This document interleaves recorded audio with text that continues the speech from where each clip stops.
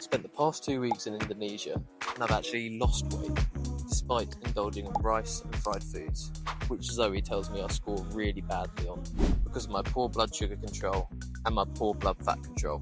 I've got another week left out here and I'm looking forward to continuing to lose my weight and my fat and going back home in a better position than I already was, which is a first for me when going on holiday, and particularly going on holiday in Asia.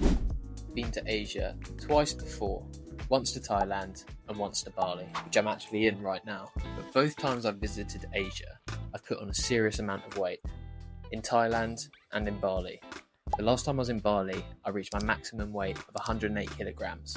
So having done so well with my weight loss in 2024, there was definitely some concerns that I'd put all the weight back on that I'd lost. 17 kilograms that was, if not at least a good chunk of it.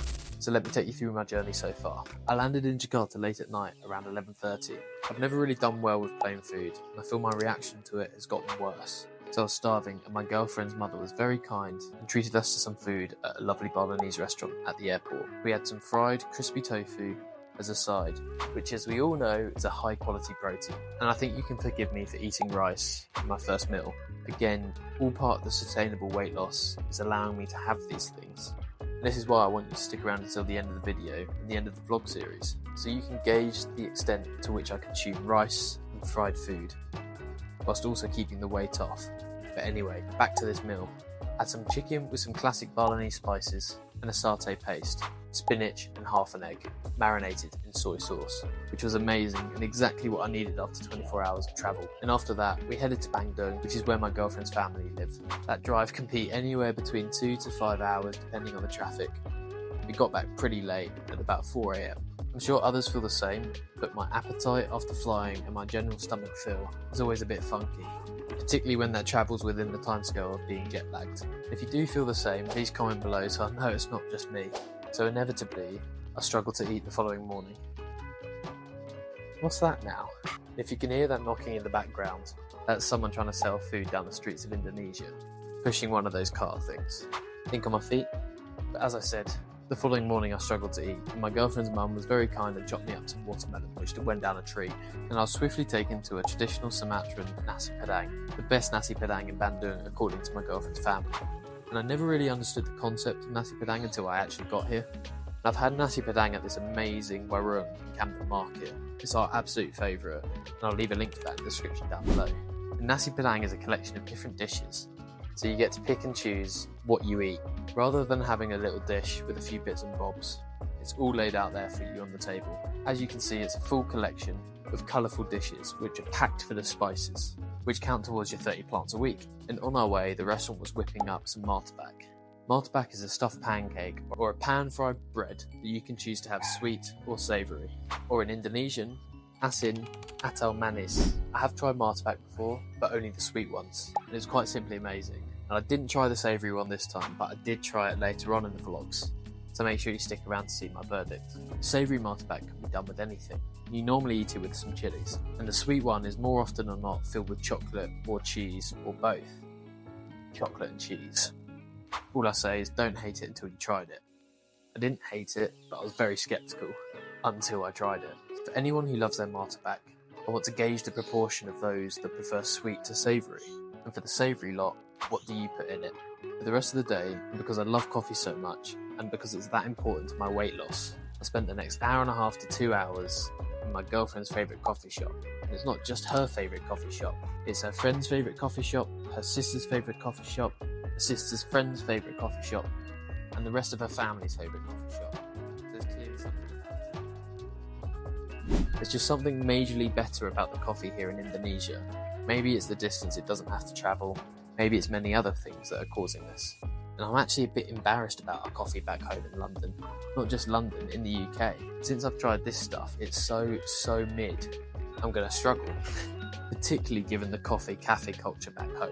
Now, for the president to have visited a coffee shop like that 3 hours away from Jakarta, the current capital city, I say current because apparently it's due to change, due to the amount of pollution and congestion. For him to visit a coffee shop that's hours away, there's got to be something about it.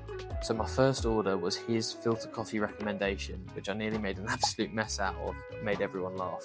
But the best thing they sell is the es kopi jiwa. S for ice, kopi for coffee, jiwa, I think that's part of the name. So jiwa, which everyone else went straight in for. My girlfriend couldn't stop raving about. And again, I can see why. I'm usually one who likes their coffee untampered with, without milk and without sugar. This es kopi jiwa had both of those things, milk and sugar. The difference with the sugar is that they use palm sugar that comes directly from Indonesia. Rather than having brown or white sugar from back home, they use the freshest palm sugar that they produce here in Indonesia. And it hit different.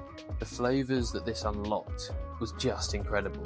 And I urge everyone that has sugar in their coffee to have palm sugar instead. Getting back in that thing is the annoying thing ever.